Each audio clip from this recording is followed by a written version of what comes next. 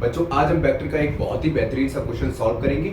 इस क्वेश्चन को सॉल्व करने के बाद आपके वेक्टर के बेसिक से जितने भी क्वेश्चंस हैं जो जेईई मेंस नीट में पूछे जाते हैं वो सभी आप आसानी से सॉल्व कर पाओगे। ठीक है, लास्ट में इसकी ट्रिक भी बताऊंगा कि कैसे आप मात्र 30 से 40 सेकंड में या 1 मिनट के अंदर आप इस बड़े से क्वेश्चन को आसानी से सॉल्व कर सकते हो। ठीक है, पहले बिल्कुल मेथड से चलेंगे। ठीक है, तो क्वेश्चन को एक बार अच्छे से रीड करो। क्वेश्चन क्या कह रहा है? क्वेश्चन कह रहा है sum of magnitude of vector a and b is 60 Newton and magnitude of resultant of vector a and b is 8 Newton. When the resultant is perpendicular to the vector a, find the magnitude of a and b. बहुत ही important सा question है। पहले आप video को pause करो, question करने की पूरी कोशिश करो। अगर नहीं आएगा तो मैं आपको कराऊंगा। ठीक है, और जिन बच्चों ने अभी वेक्टर का एक भी कॉन्सेप्ट अच्छे से नहीं पढ़ा है तो यूट्यूब पे टाइप करें vector and calculus by Mickey classes. आपको हमारी प्लेलिस्ट मिल जाएगी, वहां से जाके आप सीरीज में सभी वीडियोस देख सकते हैं और आपका कॉन्सेप्ट अच्छे से तैयार हो जाएगा। इस बात की गारंटी या दावा मैं करता हूँ। ठीक है, तो सबसे पहले क्वेश्चन को सॉल्व करते हैं। अब क्वेश्चन क्या कह रहा है? Sum of magnitude of A and B. अब सम का मतलब क्या है? अब यहाँ पे सबसे पहले कंडीशन देख लो। गिवन कंडीशन क्या है? a प्लस बी का मैग्नीट्यूड कितना दे रखा है? 16 न्यूटन। ठीक है, अब तुम्हें ये पता है कि वेक्टर ये रहा वेक्टर a, ठीक है, ये रहा वेक्टर b, तो इन दोनों का रिजल्टेंट तो यही तो होगा। a vector plus b vector क्या आएगा? रिजल्टेंट c वेक्टर, यही तो आएगा। सही है भाई, a वेक्टर को जोड़ेंगे, a वेक्टर को b वेक्टर के साथ जोड़ेंगे, क्या मिलेगा हमको? c वेक्टर मिलेगा। सर हमको ये चीज पता है। ठीक है, तो गिवन कंडीशन तो हमको पता है। अब यहाँ पे वही चीज करते हैं, and resultant of vector a and b। भाई जब a वेक्टर को और b वेक्टर को हमने जोड़ा तो रिजल्टेंट वेक्टर क्या मिला? हमको c मिला। तो जो c है वो किसका कितना दे रखा है? 8 न्यूटन दे रखा है। सर ये कंडीशन तो हमको पता है। When resultant is perpendicular to the vector a, अब जो रिजल्टेंट वेक्टर है वो परपेंडिकुलर है किसके साथ? a के साथ। अब परपेंडिकुलर कौन सा है? देखो रिजल्टेंट वेक्टर, मतलब c परपेंडिकुलर है किसके? a के, a वेक्टर के, है ना। ये तो कंडीशन अलग आ गई। अब तुम देखो ध्यान से, यहाँ पर एंगल बिटवीन द वेक्टर नहीं दे रखा है, मतलब a और b के बीच का एंगल नहीं दे रखा है। समझ में आया? a और b के बीच का एंगल कितना होता है? थीटा। यहाँ पे रिजल्टेंट वेक्टर का निकालना है। तो सबसे पहले तुम्हें गिवन कंडीशन लिख लेनी है। जो मैग्नीट्यूड ऑफ रिजल्टेंट का फॉर्मूला निकालते हैं वो क्या होता है? Under root a square plus b square plus 2ab cos theta. ठीक है, अब यहाँ पे मुझे क्या करना है? On squaring both side, simple सा है।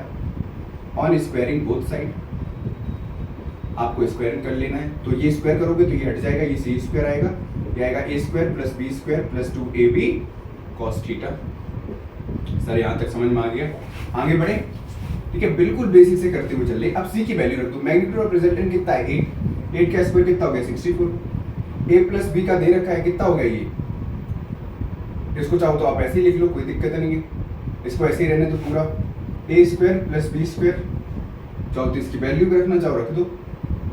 डायरेक्ट पहले इतना ही रखो, 2ab cos थीटा। ठीक है, 2ab cos थीटा। तो यहाँ पे एक पंगा और है, क्योंकि जो एंगल हमने पूछा है वो पूछा है रिजल्टेंट वेक्टर और a वेक्टर के बीच में। ठीक है, तो यहाँ पर हमको पता है कि जब हम रिजल्टेंट वेक्टर और a वेक्टर के बीच का एंगल निकालते थे तो वहां पे निकालते थे tan अल्फा, ऐसे तो करते थे। ठीक, तो क्या होता था? ये b sin theta upon a plus b cos theta, a plus b cos theta. अब यहाँ पे tan अल्फा कितना लेना है हमको? tan 90 लेना है। ठीक है, ये कितना हो जाएगा? tan 90। इतनी बात समझ में आई? ये b sin थीटा। अब बच्चों tan 90 कितना होता है? tan 90 कितना होता है भैया? tan 90 होता है इन्फिनिटी। तो ये वाला टर्म इन्फिनिटी चला जाएगा, तो जो a plus b cos theta ये कितना हो जाएगा? 0 हो जाएगा। तो भाई a plus b cos theta को हमें कितना कंसीडर करना है? 0 कंसीडर करना है। तो b sin theta upon a plus b cos theta को हमें कितना लेना है? 0 लेना है। अब कंडीशन देखो यहाँ पे क्या करना है हमको, अब ध्यान से सुनो। को क्या करना है? सेम चीज यहाँ पे a plus b cos theta कितना आया? 0 आया। ठीक है, अब जरा मैं यहाँ पे रब करने वाला हूँ, फिर आसानी से आप देखना। अब देखो कंडीशन यहाँ पे a plus b cos theta हमारा कितना आ गया? 0। अगर मुझे b sin थीटा की value, sorry b cos theta की वैल्यू निकालनी हो तो ये कितना हो जाएगा? Minus a। ठीक है, a इधर चला जाएगा, माइनस a आ जाएगा। ठीक, अभी हमने वैल्यू निकाली, कितनी निकाली थी? ये वाली देखो कंडीशन, ये वाली। ठीक, अब हमको क्या करना है? सेम चीज लिखनी है, 64 a square plus b square plus, अब b cos थीटा की जगह हमें क्या रख देना है? इस b cos थीटा की जगह हमें रख देना माइनस a। ठीक है, तो 2a इंटू माइनस a। ठीक है, सॉल्व करो। 64 बराबर a square plus b square minus 2a square, यही तो होगा। क्लियर हो गया। अब यहाँ पे देखो 2a स्क्वायर से ये गया तो 64, इसको बोल देंगे b स्क्वायर माइनस का a स्क्वायर। भाई 2 माइनस का 2a स्क्वायर से a स्क्वायर जाएगा तो माइनस का a स्क्वायर बचेगा। ठीक, अब देखो ये आइडेंटिटी क्या है, b square minus a square, तो एक बार प्लस एक बार माइनस करके लिख दो। भाई a square minus b square क्या होता है, a स्क्वायर माइनस का b स्क्वायर क्या होता है, a plus b, a minus b, यही तो होता है आइडेंटिटी, आपको पता है ना। तो सेम चीज कर दो, एक बार लिखो b प्लस a, एक बार रख दो b माइनस का a। ठीक, अब b प्लस a की वैल्यू कितनी निकली थी, अभी मैंने निकाला था, a प्लस b वेक्टर कितना निकला था हमारे पास, ये था 16 न्यूटन। आप रख दो यहाँ पे 64, b प्लस a की जगह कितना रख दो 16, और ये b minus a as it रहने दो, ये इधर डिवाइड में चला जाएगा तो b माइनस a 64 अपॉन 16 करोगे कितना आ जाएगा, ये आ गया b माइनस 4 निकल के आया हमारे पास, सॉरी b माइनस a निकल के आया हमारे पास 4, कितना निकल के आया 4। अब देखो यहाँ पे कंडीशन दिख रहा है नहीं दिख रहा है, मैं जरा रफ करूंगा यहाँ पे इस वाली रीजन को, ठीक है। अब देखो यहाँ पे एक इक्वेशन ये रही, एक इक्वेशन हमने ये बनाई थी, a प्लस बी किसके बराबर था, 16 के बराबर था, ठीक है। अब जरा यहाँ पे रख दो, ये रखो b minus a, b minus का a, ये कितना था 4। आपको क्या कर देना है, यहाँ पे ऐड कर देना है, तो ये तो इससे गया, ये इससे गया, ये कितना बचा 2b बराबर 20, b बराबर निकल के आ गया 10। तो बच्चों a कितना निकलेगा, b माइनस a कितना है, b माइनस a बराबर कितना है 4 है, b निकला 10।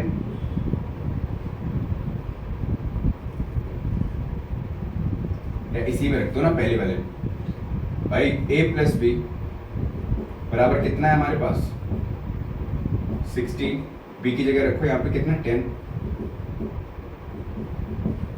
इधर गया 16, तो a कितना निकल के आ गया हमारे पास, a निकल के आ गया 6। भाई b वेक्टर कितना निकला 10, a वेक्टर कितना निकला 6। आंसर आ गया, बहुत सरल था, कुछ नहीं था इसमें।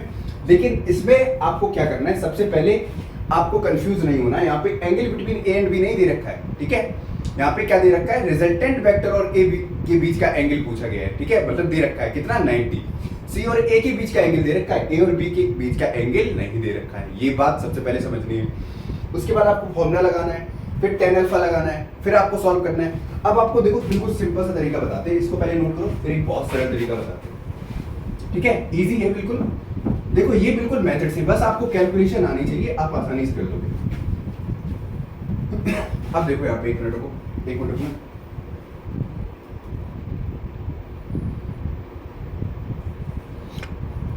चलो दूसरी तरह से समझाते हैं। अगर मैं तुम्हें सिंपली फिर से बताऊं, देखो ये रहा वेक्टर a था, ये वेक्टर b था हमारे पास, ठीक है। अगर इसका रिजल्टेंट वेक्टर यही तो होगा, a वेक्टर में जब b वेक्टर जोड़ेंगे तो हमको क्या मिलेगा, c वेक्टर मिलेगा, सही है। अब बेटा ये वाला एंगल दे रखा है अल्फा, ठीक है। अब क्वेश्चन को क्या कह रहा है, क्वेश्चन ये कह रहा है कि जो c वेक्टर है वो ऐसा है, देखो ध्यान से, ये रहा c वेक्टर, ठीक है, ये रहा a वेक्टर, और इन दोनों का ये वाला रहा b वेक्टर। अब कहोगे सर कैसे हुआ, सिंपल सा देखो कि c वेक्टर क्या है, परपेंडिकुलर है किससे, इससे a वेक्टर से, तो ये तो 90 है बना रहा है, ठीक। अब देखो इन दोनों का जो सम है, इन दोनों का सम a वेक्टर b वेक्टर मिला के कितना दे रखा है 16 न्यूटन, और c वेक्टर कितना दे रखा है, c वेक्टर दे रखा है 8। बेटा ये वाला 8 हो गया, ठीक है, 8 न्यूटन हो गया। तो ये वाली डिस्टेंस कितनी लेंगे हम, x लेंगे, तो ये वाली कितनी हो जाएगी 16 माइनस x। अब बेटा लगा दो पाइथागोरस थ्योरम, इससे आप पाइथागोरस थ्योरम से सॉल्व कर लेना, डायरेक्ट 3 लाइन में आंसर आ जाएगा। बिल्कुल इजी मेथड था, लेकिन ये तभी कर पाओगे जब आपको बेसिक प्रोसीजर पता होगा, ठीक है। क्वेश्चन कैसा लगा कमेंट बॉक्स में जरूर बताना, ठीक है।